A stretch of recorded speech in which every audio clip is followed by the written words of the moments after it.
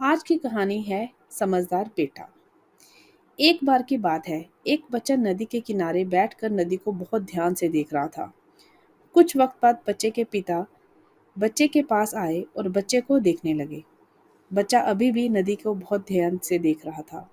बच्चे के पिता ने बच्चे से सवाल पूछा कि तुम इतने ध्यान से इस नदी को क्यों देख रहे हो? बच्चे ने कहा, पिताजी, इस नदी का पानी कहाँ जाता है?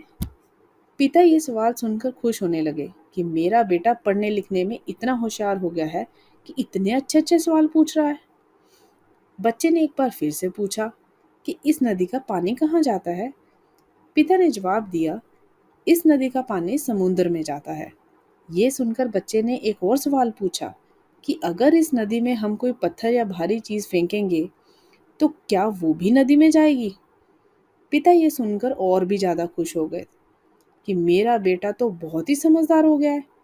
बच्चे ने एक बार फिर से पूछा कि अगर इस नदी में हम कोई पत्थर या भारी चीज फेंकेंगे तो क्या वो भी नदी में जाएगी? पिता जवाब देते हैं कि अभी नदी के पानी का बहाव बहुत तेज है, इसलिए इसमें डाली हुई कोई भी चीज बहुत ही जल्दी समुद्र में चली जाएगी। ये सुनकर बेटा बोलता है कि तब तो हमें इस समुद्र में जल्दी जाना होगा पिताजी। पिताजी पूछते हैं, क्यों? तब बेटा जवाब देता है, क्योंकि हमारे घर की, आपकी गाड़ी की चाबी और आपके वॉलेट, ये सब नदी में गिर गया है। तो अब तक तो वो सारा सामान समुंदर में पहुंच गया होगा। तब तो हमें समुद्र में जाना होगा।